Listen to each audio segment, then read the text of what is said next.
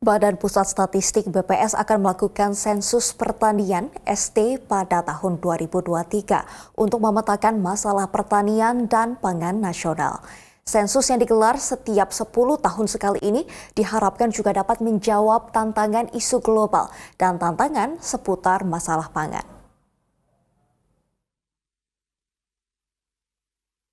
Badan Pusat Statistik BPS akan mulai melakukan sensus pertanian tahun 2023 mendatang untuk memetakan masalah pertanian dan pangan. Deputi Bidang Statistik Produksi BPSM Habibullah dalam kick-off sensus pertanian 2023 hari Selasa mengatakan, sensus pertanian ini diharapkan dapat menghilangkan duplikasi data yang seringkali menjadi masalah.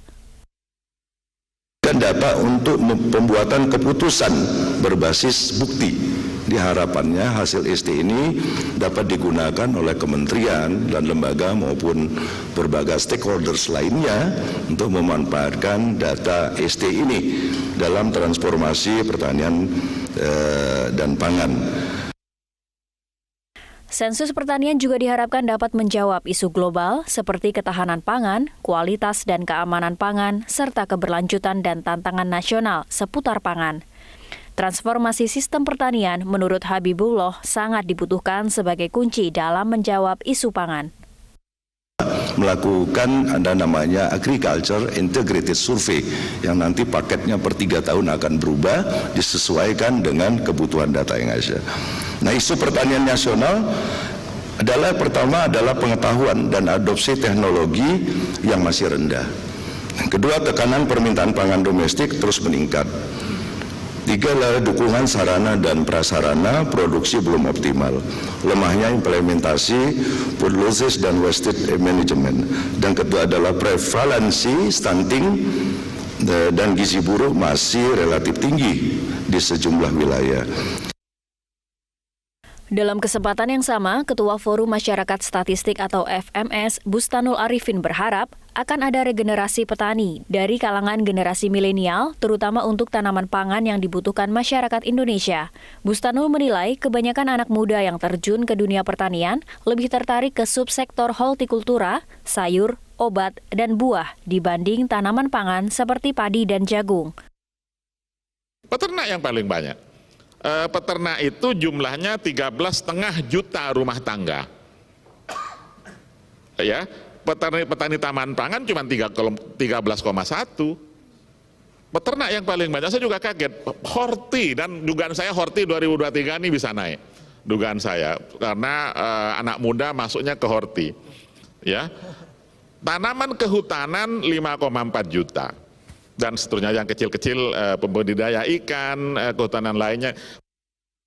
BPS akan menerjunkan sekitar 416.358 petugas yang terdiri dari 353.390 petugas lapangan dan 62.968 petugas pengolahan dalam sensus yang akan dilaksanakan pada tanggal 1 hingga 31 Mei 2023.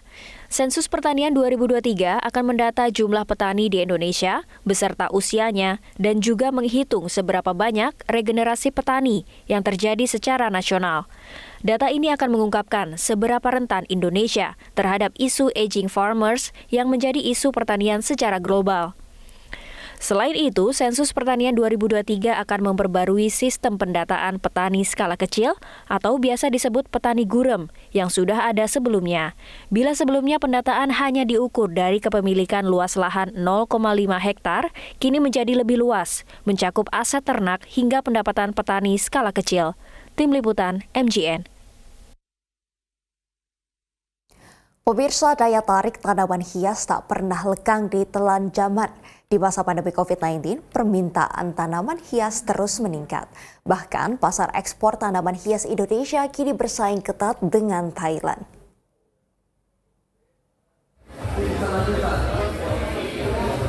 Tanaman hias jenis anthurium dijuluki tanaman masa depan yang menjadi salah satu komoditas ekspor dan juga pasar dalam negeri yang besar. Dewan Pembina Indonesia Aroid Society Chandra G. Hendarto mengatakan Indonesia mempunyai ragam genetik yang sangat besar. Menurutnya, adanya gelaran kontes tanaman hias anthurium dapat membangkitkan semangat semua stakeholder pada tanaman hias untuk menjadi eksportir tanaman aroid terbesar di dunia. Karena semua organisasi tanaman hias Indonesia sekarang ini, mereka itu bermimpi untuk Indonesia menjadi pengekspor tanaman hias terbesar di dunia, pengekspor tanaman hias tropis terbesar di dunia ya. Tropis ini saya underline ya. Jadi jangan salah mengerti nanti, karena Amerika juga ekspor, tapi mereka tidak negara tropis ya.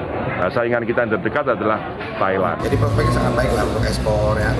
Dan juga pemain-pemain botani, pemain anturium, pemain tanaman hias di Indonesia ini makin lama makin banyak. Ya, jadi prospeknya cukup baik lah sebenarnya, asal tekun aja. Gitu sih, saya aroid. Anturium ini salah satu bagian aroid, tapi paling banyak berkembang, paling banyak jenisnya, paling banyak hibridnya di Indonesia. Tanaman jenis anturium memiliki postur yang menarik dan khas, sehingga memiliki daya tarik ekonomi cukup tinggi. Harga tanaman ini sangat bervariasi, mulai Rp10.000 hingga Rp300 juta, tergantung ukuran dan jenisnya. Dari Depok, Jawa Barat, Rama Julian Saputra, MGN.